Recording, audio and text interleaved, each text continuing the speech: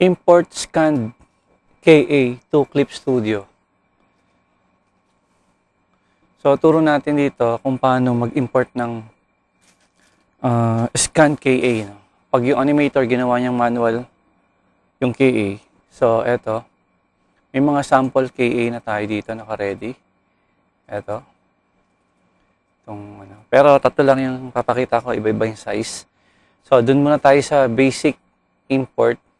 Mapapansin nyo dito sa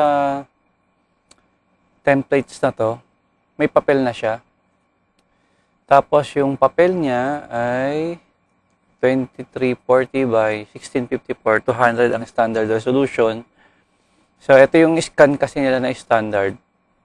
Pero may possibility nga na mas malaki yung papel.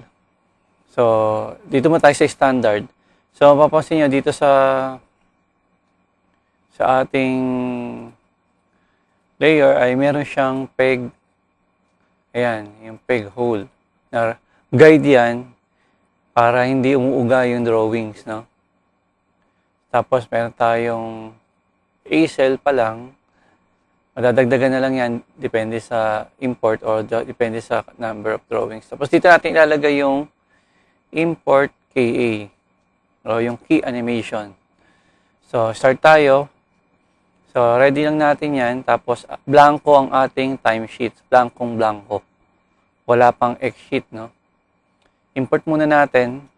So, dito sa file, import image. So, may mga options siya dito, no? May scan. Usually, scan. Pag may scanner kayo. Tsaka iba pang mga files. So, muna tayo sa import image. So, ito. Start tayo muna sa sa basic. So, yung turn around. Ito kasi yung papel niya, parehas lang nung templates. So, i-control mo lang A or select nyo yung all. Then, open. So, papansin natin. So, halos tapat na yung yung pinaka-peg hole do sa scan. Yan. Yan, tulad nito. So, dapat pa natin siyang itapat. Ito yung A1. So, paano yung pagtatapat? So, dito sa Clip Studio, meron tayong tinatawag netong operation or yung i-move natin yung pinaka-drawing. Ayan, i-move na natin siya. So, itatapat lang natin naman siya sa peg hole. So, ayan. So, kung tapat na yan, okay na rin naman yan. Ayan. Yan, no? So, isa-isayin lang natin. So, itong isa. So, pag nawala, kasi nag-zoom ako, punta ka lang ulit dito sa operation. Toto. Sa operation. So, move mo lang. Ayan. Then, lipat. Move mo ulit. Drawing. Eto, madali kasi, same siya, papel. Mapapansin nyo, yung ginamit na papel ng scanner, parehas din sa templates. So, yun. Ayan. So, yan na yung mga papel natin na-import. Ready na siya for, bali, napunta siya dito sa taas. So, i-control A nyo lang, shift lang. Then, lipat mo lang dito. Sa kasi doon ko na pala sa labas. Nandito siya sa kailangan may folder yung niya KA. So, yan yung isang way na para ma-import natin yung mga KA. So, yan na. Ngayon, kung gusto nyo i-import yung X-sheet, pwede rin naman, same process lang din. Same process lang din pag i-import ng X-sheet. Ganun din. Same sa layout. Gusto nyo i-import yung layout, ganun rin. Dito nyo lang ilagay sa ilalim. Kung i-import nyo yung image, kung kailangan i-import yung mga layout, ayan. Ayan, daming layout, diba? So, piliin nyo lang ulit. Ayan, ipasok nyo lang doon sa folder ulit. Nasa ilalim. Or, undo ko lang. Or, pwede ka naman gumawa ng folder. Ito, may folder naman dito. Pwede mo siyang i-rename na as, double-click mo lang yung folder. Layout. Then, shift all mo yon, ship. Then, drag mo lang doon. Ngayon, lagyan natin siya sa ilalim. For guide, no? Ayan, yung layout. Kung gusto mo lang ma-check yung mga instruction, ayan. Nandiyan na yung background. So, mapapansin nyo, yung hindi rin siya nakapeg. So, itutulak mo lang isa-isa yan kung kailangan. Pero kung mag-clean up IB ka, so, kahit ito na lang yung KA lang yung itama mo doon sa peg hole. So, yun. So, yung lang naman ito, parang Photoshop.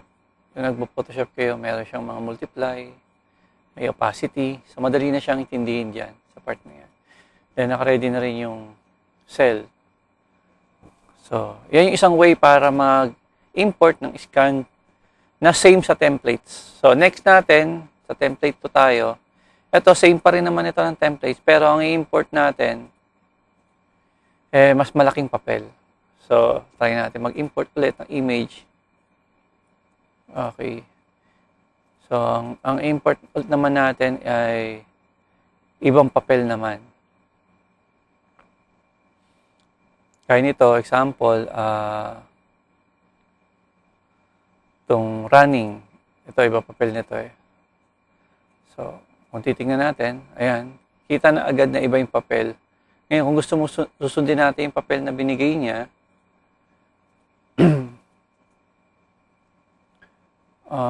ang isang way niyan, para malaman mo yung papel na ginamit, punta mo yung folder ng running, isang way lang yan.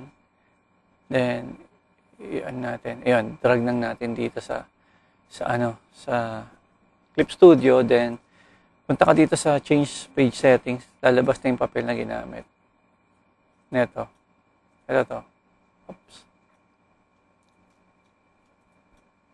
Ayan, pwede may copy. Tandaan mo na lang yung 2094. So, balik tayo rito sa papel. So, babaguhin natin yung papel na ginamit. Daan natin, yung papel niya is maliit, no? So, punta ka ulit dito sa setup. Sa settings. 2094 ba yun? 20. Ayun, no? Diba? Natin. So, yun, nag-fit na siya. Kaso, mapapansin natin, kung bubuksan natin yung natin, yung peg hole, hindi na siya tumapat. Pwede mo naman baguhin yung peg hole. Ayan. Ganun pa rin. Gamitin mo pa rin to pang So, tapat natin yung peg hole. Tapat nyo yun, ha? Ayun. Or lang yan, para hindi malito yung IB, para meron kang pattern. Ayun, So, yun. So, yung isa, hindi nakatapat. So, tapat din natin.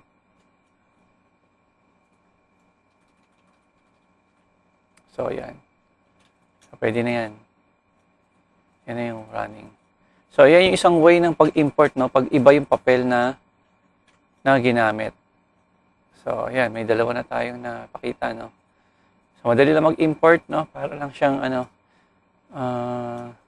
kung may templates na, no, madali na. So, yung papel niyan, same na rin doon sa papel nung key animation. So, yan yung isang way pa.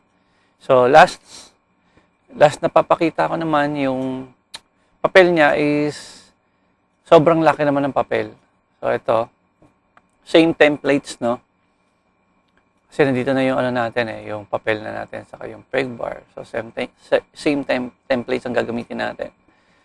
So, ang gawin natin, import ulit natin ang image. So, meron ditong isang part ng ito. Ayan, ang laki ng papel. And may correction din siya. So, okay lang. Kunin natin to muna. Ayan, papansin nyo, ang laki ng papel. Diba?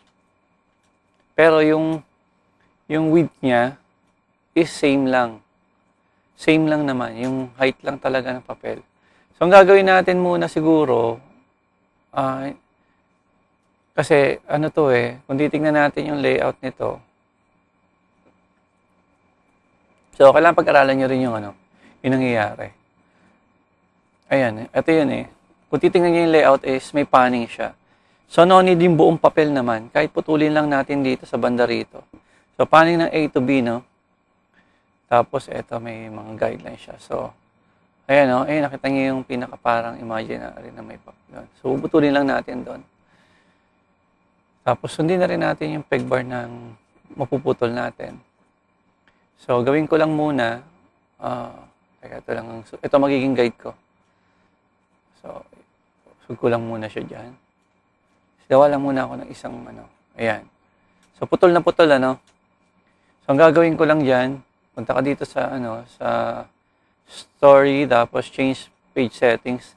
Same naman yung, niya, yung width niya. So, sa height nagbago. So, gawin na rin natin 2340 para siya, square siya. So, okay, tingnan na natin kung magpipit.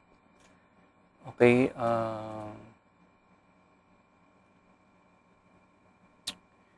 iusog ko lang to. Kailangan may guide tayo dito eh.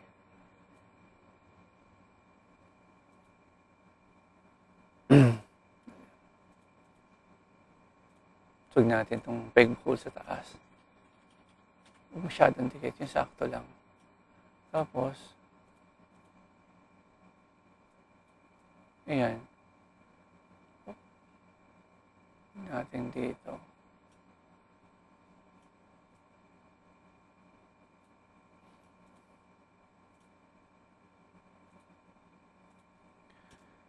Okay. Putol yung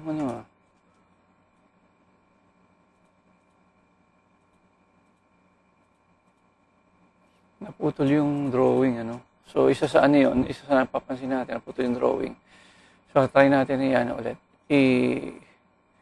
Import. Import ulit natin. Dapat yung maputol. Naputol eh. So, ayan. Natin, Okay. Ayun. Maging guide natin yung isang drawing na yan. Adjust na lang natin yung peg bar. Ayan, saka yun. Pag na-adjust na natin, okay na. So, ito sakto to, mansin nyo dito sa ilalim, Sumakto na siya. Pwede na yan. Basta pasok yung drawing or depende kung pasok yung papasok yung camera rin. Ayan. So, held lang tong A, Yan yung, so, okay na rin tong isa. So, multiply natin para kita. So, okay na, So, ayan. So, yan yung isa sa mga way, para mag-import. So, madali lang, ibig sabihin, madali lang magpalit ng papel. So, after nyan, pwede na kayong mag-start, nag-set up ng cleanup. Yung X-sheet, tinuro ko naman yung X-sheet kung paano mag-fill up ng X-sheet. So, yun, isa na yun, makikita nyo na yun. So, yan yung tatlo kung paano mag-import ng drawing sa Clip Studio. So, madali lang naman siya. Okay.